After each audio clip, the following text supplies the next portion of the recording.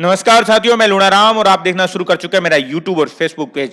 राजस्थान में विधानसभा चुनाव को लेकर लगातार घमासान जारी है और इस बीच पूरे प्रदेश की इस बार सांचौर विधानसभा की सीट पर नजर है, क्योंकि ये जो विधानसभा सांचौर की सीट है वो हॉट सीट बन चुकी है और यहाँ पर रोचक जो मुकाबला है वो देखने को मिलेगा। जिस तरीके से सांसद देवजी पटेल को भाजपा ने प्रत्याशी बनाकर पहली बार विधानसभा चुनाव में उतारा है, क्योंकि पिछली 3 लोकसभा के चुनाव सांसद देवजी पटेल लड़ भी चुके हैं और जीत भी हासिल कर चुके हैं।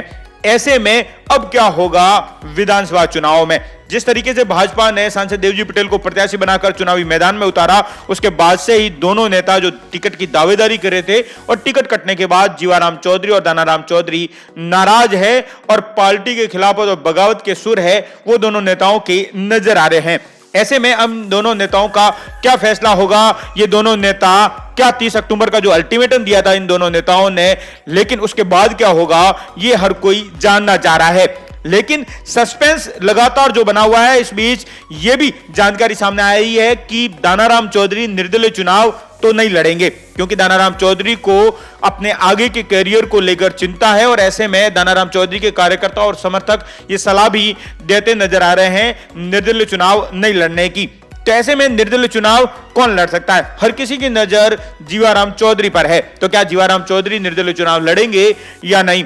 लेकिन ये सस्पेंस लगातार बना हुआ है और दोनों नेताओं की यह भी नजर है कि आगामी जो लोकसभा चुनाव है उसको लेकर भी दोनों नेताओं की नजर है। तो ऐसे में कौन साफ तौर पर निर्दलीय चुनाव लड़कर बगावत करेगा या नहीं, हर किसी की नजर और हर किसी की चर्चा का विषय यही है कि दोनों नेताओं का 30 अक्टूबर के बाद फैसला क्या होगा।